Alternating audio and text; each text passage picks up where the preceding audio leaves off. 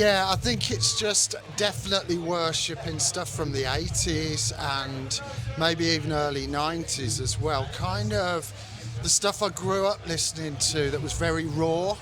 So any influences from things like Motorhead, Celtic Frost, definitely. Celtic Frost and Hellhammer with the simple chuggy riffing. Bits of black metal in there as well, bits of early doom. But it is just kind of going back to that era when bands were coming through in the 80s and 90s and making demo tapes that were really raw and quite dirty sounding. Because things are quite clinical sounding these days and quite clear. And I'm still a big fan of those early black metal things, and I suppose Dark Throne as well and stuff like that, and Satyricon.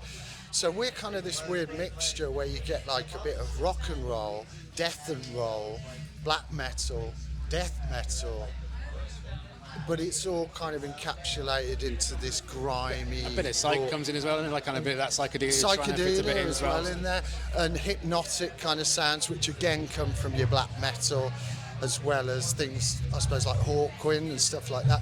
But yeah, I wanted to do something that I felt was ticking boxes of all the things we liked, but not necessarily been done before. It's a bit sludgy, it's a bit death metal, it's a bit... Yeah, I mean, there's some major label records which are absolutely amazing, but I find the ones that stick with you sometimes are the ones that are raw and got mistakes in them and are a bit, shonky in places. I mean, you've got to remember the name Deathfiend comes from the first ever Hellhammer demo when they couldn't play. So you listen to that demo, you listen to the Deathfiend demo, it's a band that cannot play, and from that they went on to being Hellhammer and then being Celtic Frost, who are playing tomorrow kind of thing. And that ended up being one of my favourite bands. So the ethos there is you can start with nothing and make something, And also, we've been in DIY bands for many years. We've got a little collective of musicians. We run our own room where we record in that room as well. So we try and keep it DIY as possible. And we've released an album on Gruesome Records in Portugal. We've got our CD through them. Our album's out on Phobia Records. We've got cassettes out there as well, which we've all done just DIY and kind of put together. But yeah, if you're a fan of like old school metal and the heavy metal 2 pedal, anything from Entombed, Motorhead to Hellhammer, Celtic Frost, you'll love it. Doing things DIY is really good. You do it like a cottage industry where it's really small and you make sure you cover your costs and you try and sell some merch and you go out and play shows and try and cover all your costs.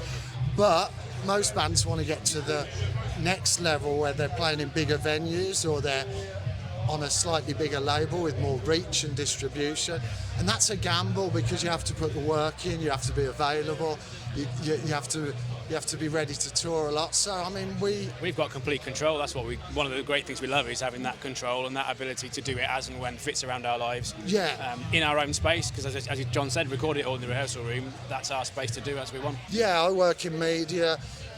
Rick works in forensic science. Andrea, he's originally from Italy and he's a lorry driver and stuff. And yeah, we just do our stuff. We've got a great community in Birmingham where we live. We've been friends for over like 20 years plus. I'm friends with Napalm Death, Bolt Thrower, all the people I grew up with. And we still see each other and hang out and do music. So, really supportive scene. Yeah, and this is our first time playing at Bloodstock on the Jaeger stage, so it's new for us. We've been doing some gigs up and down the country and they've been going really well, and we've been selling quite a lot of merch as well. So hopefully, we've got album 2 in the pipeline. We're just recording album 2 now, which should be out early next year. So hopefully we can just pick up some more fans. We know it's limited for that style, that 80s dirty death metal style, but doing it because we love it. Yeah, we love it. So it's huge for me. Sure for all of us. But I've been coming here for a few years, and it's pipe dream in some ways. So yeah, I'm stoked. Can't wait. Yeah, I mean, I've been coming for years. I've DJ'd here. I've worked here. I've watched so many bands over the years. Some of the bands that I've dreamt of seeing as well, Emperor and Immortal and you know, all sorts of things, Slayer, X, Y, and Z.